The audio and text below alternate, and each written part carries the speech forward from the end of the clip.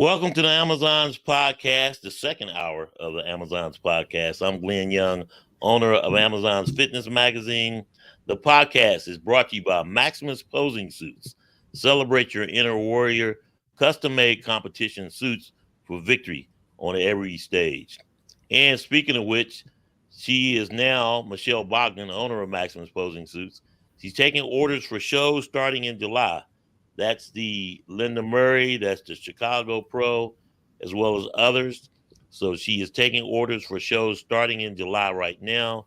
So contact her at MaximumPosingSuits.com. Send her a note and say that, hey, Glenn told me to reach out because I got my show coming up in July and I need to get started on my suit.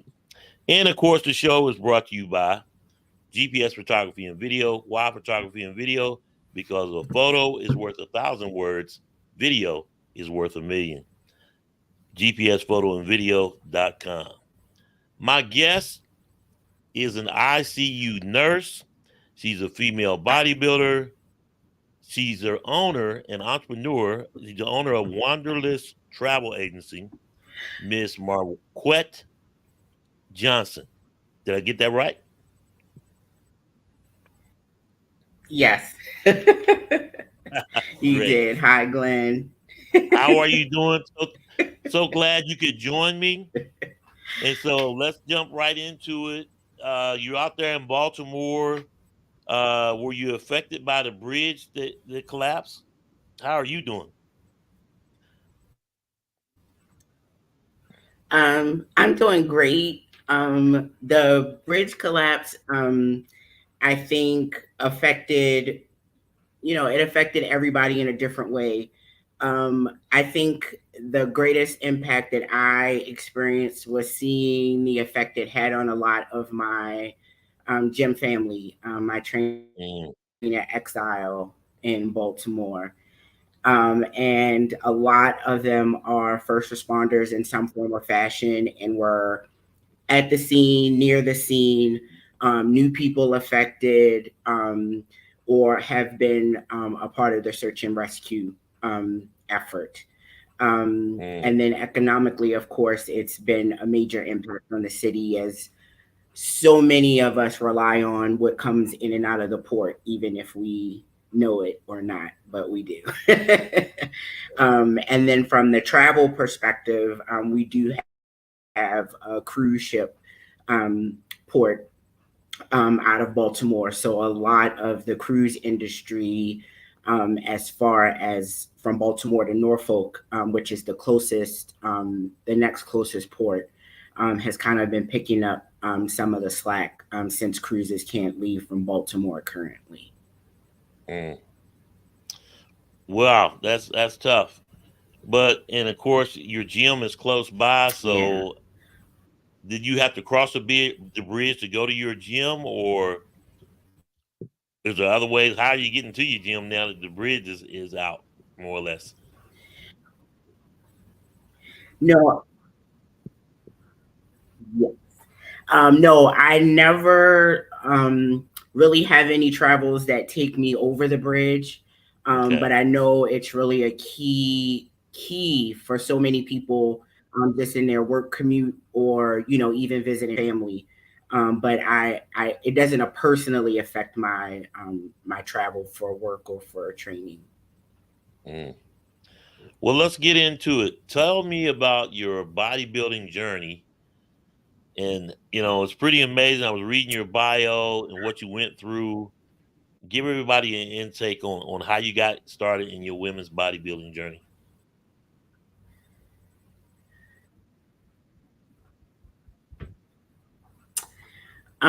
So let's see, 2015, I was finishing graduate school. I was a fairly new mom. I think my daughter was maybe not even in kindergarten. And I was about 350 pounds. I had struggled. I was about 35 then. I had struggled a lot with my weight through the course of my life. Had figured out how to get weight off, but not how to keep it off. So I would always gain it back and then some. 2015, my doctor, I am still immensely grateful to her. was very honest that I would not see my daughter grow up if something didn't Mm, change. I was severely hypertensive, diabetic, on all the meds, giving myself insulin, and mm, my blood pressure still was not controlled. So I was starting to black out. And she was very honest. I was married at the time. She asked me at the next appointment to bring my husband, which she had never asked. And I mm. was like, "Oh, no, no, no, I'll get it together. I'll get it together. Like, we don't need to bring him." But she made me, Yeah. and she had the same conversation with him in front of me. And I've worked with doctors. I'm a nurse. Um, Right. I could tell that what she was doing was genuine. She had tears in her eyes while she was talking to me. She was not, just being arbitrary or difficult, or she was genuinely concerned. She gave me 3 months to get it together, or she was recommending bariatric surgery, which I did not want. And Wow. so January 2015, because she had that conversation with me actually end of 2014. I Hmm. started with the, New Year, New Me crowd at the gym. I Yeah. cried every day at the gym. Everything hurt. I was always in pain. I was always sore. So even just to walk on the treadmill was painful. Slowly I got Wow. better. I met people at the gym, and oddly enough, they were mostly competitors. I had never seen a Hmm. bodybuilder before. I had never, I was living in Right. California at this time in Southern, embraced me. And so one of them was a trainer at the gym and invited me to a body pump class. And I fell in love with weights at that very moment. Those little itty bitty baby weights, I fell in love. Then I wanted to figure out what I needed to do Hmm. to be in the weight room with the guys. And from then on, I think 2015, that first year, I lost 100 pounds. I Wow. got into running because, there's plenty of races in California. So I did marathons, half marathons. I always had to have something that I was kind of working toward to kind of keep me on track. I Hmm. was still lifting and I loved it. I didn't have any desire to compete at that time, but I would go to shows and support, my friends that were competitors. Um, I was fearful that if I made it really strict and regimented, that if because it was essentially what was saving my life being in the gym, I didn't want to Hmm. jeopardize it and fall off completely, if that made sense. So I didn't want to add that type of pressure. That was my logic at the time. I didn't want to add that kind of pressure. Right. I enjoy going to the gym. I'm losing weight. It's helping. I just want to kind of keep it right there. Um, as time went on, I kind of started to get curious, and I would start asking questions. I didn't start Hmm. preparing to compete like seriously until 2020 during COVID. Okay. Oh, wow. Okay. I had different trainers over that initial period, and they all wanted to make me really, really small. And even though I had lost weight, I kind of wanted to have a lot of muscle. I wanted to be a big girl in that regard. And so these protocols, it was like my body was like, no, and I would shrink down, and then I was like, this is not how I want to look. Like, I want to compete, but I want to also like how I look when I'm just walking around every day too. Um, Right. and so it wasn't until 2020, during COVID, I was like, I want to try. And so my first show was 2021. It was the NPC Battle Royale here in Alexandria, Virginia. And I Hmm. competed in women's physique, for that first show. And then after that, I was hooked. I was terrified the first time. I was hooked. I have terrible Hmm. stage fright, and I still do now, but it's a Oh, wow. challenge. that Yeah. I enjoy going through.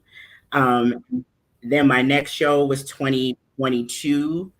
I did NPC Pennsylvania Muscle, Women's Physique again, and the feedback was maybe I should consider bodybuilding. I was bigger than everybody on stage, Uh-huh. but not as lean as everybody on stage. So that was some of the judges' feedback. So then last year, I did the same show, NPC Muscle, did women's physique and bodybuilding just to kind of see. And I placed fourth in physique and second in bodybuilding, and I qualified for nationals. And then I did the NPC championships in December of last year, which was my first time going to nationals, which was also terrifying. But um, I learned, I Mhm. learned that if you don't put yourself in those spaces, how do you know what you need to improve on? How do you Right. know how can you grow if you don't put yourself in those scary spaces? And of course, a regional show is completely different from a national show in every single Mhm. way. But I met some amazing women, and I got to stand on stage and compete against one of my dearest friends. Um, so I was late to the game. I didn't start bodybuilding until 36. I'm 43 now. Mhm. So I'm often just amazed at I feel like I'm in better shape now in all ways compared to when I was 30. I feel younger now. So Right. um it's been a journey. So I empathize. I still have that spot in my heart when I see people in the gym that are just starting and have that scared look, and they're kind of looking at everybody and they think everybody Mhm. woke up or was just born looking the way they look now. Right. And so I make it a point to, share my story with them and just kind of say, just keep going. I don't care what it feels like right now. If you keep showing up, it'll change. Right. It'll change. So, Well, it's not how you start, but how you finish, and you definitely yeah. set up yourself for success, and you definitely uh, someone to follow and an inspiration by what you've gone through, and you're here. The fact that you could say that you had insider information because you are a nurse, you not only just witnessed it, went through it yourself, but you witnessed it by seeing different other patients. And you don't want to end up with type 2 diabetes, have your limbs cut off, high blood pressure, risk of stroke, and heart attack. And so, yeah, that's one of the biggest things that's Yeah. facing America now, which is obesity, myself included, because my A1C was 6.1. So I got a doctor's appointment on the 20th. Yeah, I know you met on the 28th of June. So working to get that down, but because it's crucial, because you don't want to go through that. Yeah. So, how did you end up going from I California to think that's my Baltimore? biggest thing in the daily reminder of where I Mhm. would have ended up is when I look at my patients. You broke up on me a little bit there. Did you hear my last question? How did you end up going from California to Baltimore?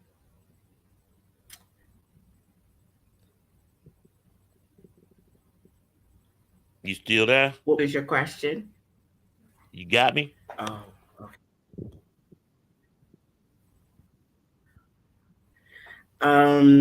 So my boyfriend in high school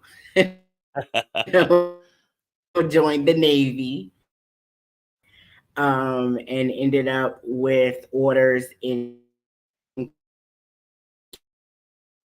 California. Mhm. Um, Oh, we lost her.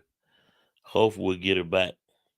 But you were saying how she had her boyfriend in high school and went into the Navy from California. So hopefully we will get her back, ladies and gentlemen. So just bear with us as you're having a problem with connectivity and see if we can get her back on.